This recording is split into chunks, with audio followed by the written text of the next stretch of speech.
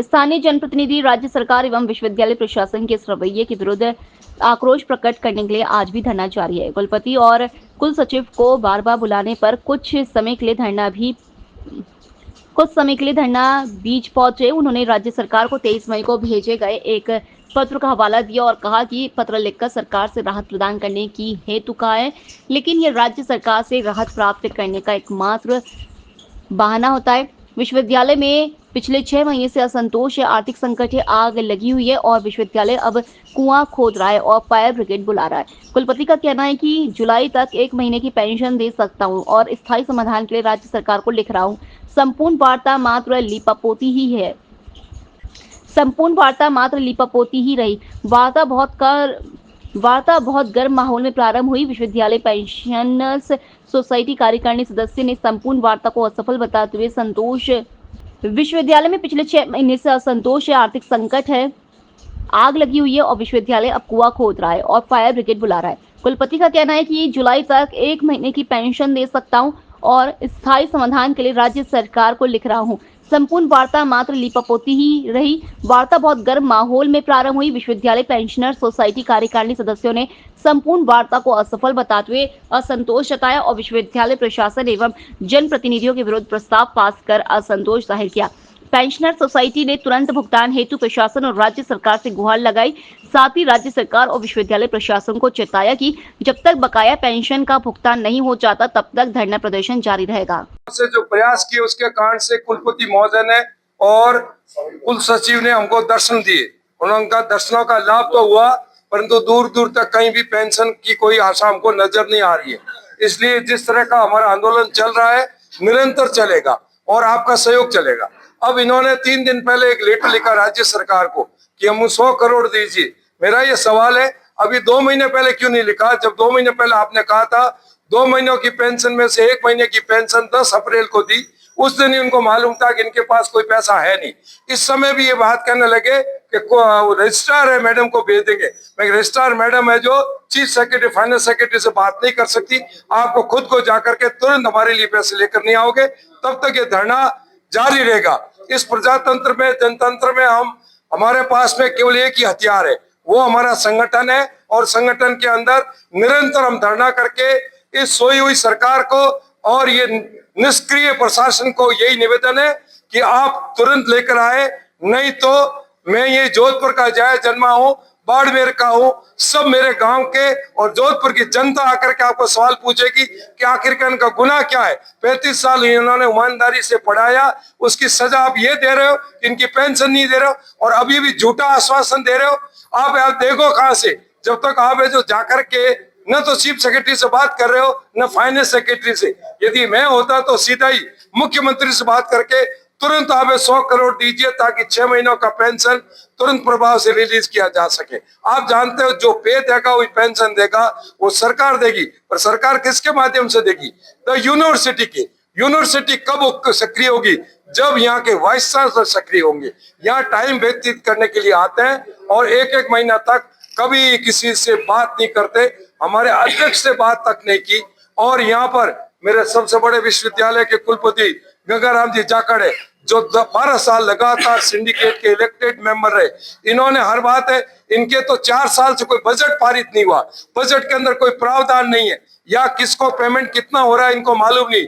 यहाँ का एक अधिकारी बैठा है जो यहाँ तो ताले लगे हुए हैं एकेडिस्टा कॉलेज में और वहां 80 करोड़ का पेमेंट दे दिया गया, उसका कोई भी जवाबदेही नहीं। किस तरह से हो गया? किसी को 2-2 महीनों की तनख्वाह मिल गई। किसी तरह से जो हर तरह की घोटाले को बचाने के लिए ये लोग अधिकारी लोग बैठे हुए हैं और कुछ काम नहीं कर रहे। हमारे पेंशन के प्रति न तो अपना कर्तव्य समझते हैं, जबकि हमारी फर्स्ट प्रायोरिटी के अंदर पेंशन होनी चाहिए।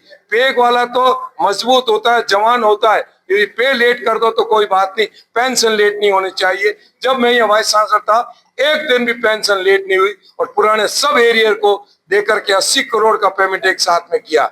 जब मिलने वाले चाहे बोलो मत बोलो, पर उनके अंदर का अंतरात्मा बोल रही होगी कि उस समय इस तरह पेमेंट हुआ था। ये पेमेंट करने की न तो नीति है न नियत है, और ये जिस तरह की नीति और नियत को लेकर चल करके हमको कोई प्रायोरिटी नहीं देते, आने वाले समय में उसको हर रूप में हम प्रजातांत्रिक तरीके से बताएंगे।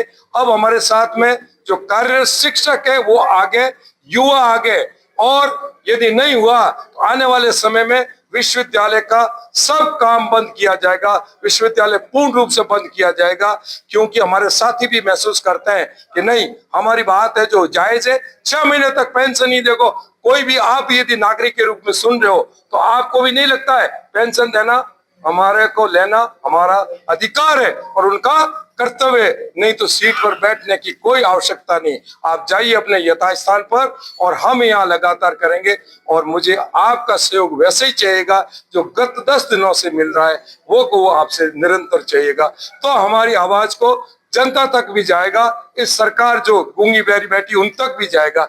आपको बहुत बहुत धन्यवाद। धन्यवाद। जय हिंद। एक जायज मांग को लेकर हम आंदोलन कर रहे हैं।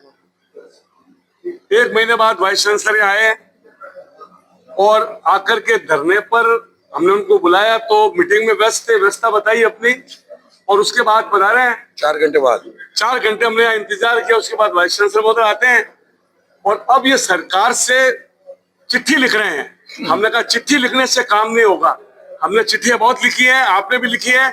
आप अब हम ये आंदोलन उसी समय या उस वक्त तक जारी रखेंगे जब तक हमारे खातों में हमारी पेंशन जमा नहीं हो जाती। आप अपना प्रयास कीजिए। हमने 2 टूक शब्दों में कह दिया कि आप अपना प्रयास करो पैसा लाने का, पैसा लाओगे और हमारे खातों में पेंशन क्रेडिट होगी तो ये आंदोलन स्थगित होगा। इसकी स्थायी व्यवस्था इस मंच के माध्यम से मैं आगाह करता हूँ राजस्थान सरकार को कि अब विश्वविद्यालय का कर्मचारी जाग चुका है, सेवानिवृत्त और सेवारत। आज शिक्षक संघ भी हमारे साथ में, शैक्षणिक कर्मचारी भी हमारे साथ में हैं। आंदोलन को आने वाली समय में हम तेज करेंगे। हो सकता है विश्वविद्यालय की तालाबंदी करनी पड़े तो भी हम करके हमारे हक के लिए हम यहाँ पर संघर्ष करते रहेंगे। इस मंच के माध्यम से ये सूचना है समस्त पेंशनर्स को कि भारी तादाद में यहाँ पधारे।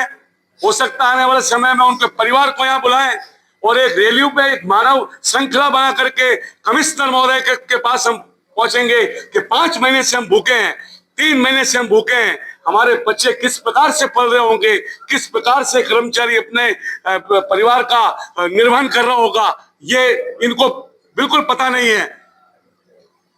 जय संगठन, जय भारत, कर्मचारी एकता जिंदाबाद। और मीडिया कर्मी का, मीडिया बंधुओं का मैं बहुत धन्यवाद करता हूँ। आप हमारी आवाज हैं। आज जब किसी का कोई सहारा नहीं होता आप हमारा सहारा है। हारे का सहारा खाटू श्याम हमारा है। हम हमारे हकों के लिए लड़ रहे हैं, आप हमें सपोर्ट कर रहे हैं, उसके लिए धन्यवाद है। अब कुलपति महोदय की भी बाइक लीजिए, उनका क्या धन्यवाद। लोकल से लेकर ग्लोबल तक की खबरों के लिए देखते रहिए सच्ची रिपोर्ट।